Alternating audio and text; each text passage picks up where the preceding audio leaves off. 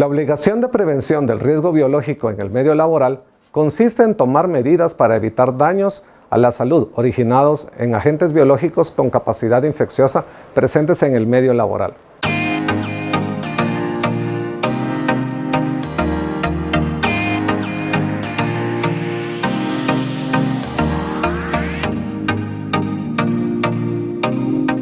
La prevención implica evitar las exposiciones laborales capaces de originar algún tipo de infección, alergia o toxicidad. Además, cada persona tiene una susceptibilidad individual que explica por qué algunas se enferman cuando entran en contacto con determinado agente biológico, mientras que otras no. El personal de salud está en riesgo de entrar en contacto con líquidos de precaución universal durante sus prácticas médicas y tareas de bioseguridad. El incidente puede presentarse durante las cirugías, las tomas de análisis de laboratorio, la atención de un paciente, la curación de heridas, los procedimientos quirúrgicos, los partos y las tareas de limpieza. También otros pacientes están en riesgo de tocar o llevarse a las membranas mucosas los fluidos corporales de personas que fueron tratadas antes. Esto no debería suceder, pero sucede. El Centro de Control de Enfermedades en Atlanta, Estados Unidos, fijó este criterio hace poco más de 30 años y aún hoy se mantiene. Todo paciente, diagnosticado o no, con alguna infección debe ser considerado potencialmente infectante. Es una medida drástica y necesaria. Recuerda que es importante que tomes notas de la información más relevante presentada en este video. En el ámbito hospitalario se está expuesto a una diversidad de agentes de riesgo, que se pueden agrupar de acuerdo a sus características y tipo de daño que pueden ocasionar, tales como biológicos, microorganismos tales como virus, bacterias, hongos o parásitos, organismos genéticamente modificados presentes en muestras humanas o animales o en equipo e instrumentos, químicos, tóxicos, corrosivos, irritantes, fármacos, desinfectantes, radiológicos, radiaciones ionizantes, no ionizantes, fuego, electricidad, mecánicos, estructuras, maquinaria, equipo. Los microorganismos son entidades microbiológicas celulares o no, capaces de reproducirse o de transferir su material genético. Se incluyen en esta categoría los virus, las bacterias, los hongos filamentosos, las levaduras y los agentes transmisibles no convencionales, priones. Microorganismos modificados genéticamente.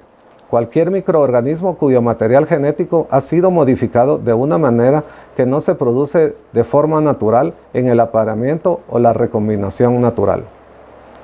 Cultivo celular. Es el resultado del crecimiento in vitro de células aisladas de organismos pluricelulares. Su inclusión en la definición de agente biológico responde básicamente a su capacidad de permitir el crecimiento y la propagación de otros microorganismos patógenos, principalmente virus, ya sea de forma conocida o inadvertida. Endoparásitos humanos. Organismos unicelulares o pluricelulares que desarrollan parte o todo su ciclo vital en el interior de uno o varios huéspedes. En esta categoría se incluyen los protozoos y los helmintos, gusanos. Infección. Comprende el proceso de colonización y multiplicación de un agente biológico en un organismo vivo, ya sea tejido, líquido corporal o en la superficie de la piel o de las mucosas, pudiendo causar una enfermedad. Cuando la infección está provocada por endoparásitos, se denomina infestación. Alergia. Reacción del sistema inmunitario inducida por ciertas sustancias determinadas alérgenos o sensibilizantes que, en caso de exposición laboral, se manifiesta principalmente con alteraciones en el sistema respiratorio como son la rinitis, el asma o la alveolitis alérgica. Toxicidad. Efecto relacionado con ciertos microorganismos o, más concretamente, con la presencia de una o varias toxinas producidas por algunos agentes biológicos. Líquidos de precaución universal. Es real que es posible contraer enfermedades mientras se atiende a un paciente. Se trabaja con desechos orgánicos o se expone la piel y las mucosas al contacto con los líquidos de la precaución universal. El alto riesgo se presenta en una de estas dos situaciones. El fluido del paciente entra en contacto con las mucosas de otras personas. El fluido del paciente toca la piel justo donde hay solución de continuidad, donde se presentan laceraciones, úlceras, dermatitis o heridas. De acuerdo con las normas de bioseguridad, estos incidentes deben documentarse como accidentes laborales o accidentes biológicos. Dentro de los agentes de riesgo biológico que son potencialmente infectantes, se encuentran los siguientes líquidos que se han clasificado como líquidos de precaución universal: sangre, semen, secreción vaginal, leche materna, líquido cefalorraquídeo, líquido sinovial, líquido pleural, líquido amniótico, líquido peritoneal, líquido pericárdico y cualquier otro líquido contaminado con sangre. Lo de los líquidos, ¿no? Muy bien. ¿Sigo de ahí? Sí. ¿Vuelvo a leer? Sí, yo...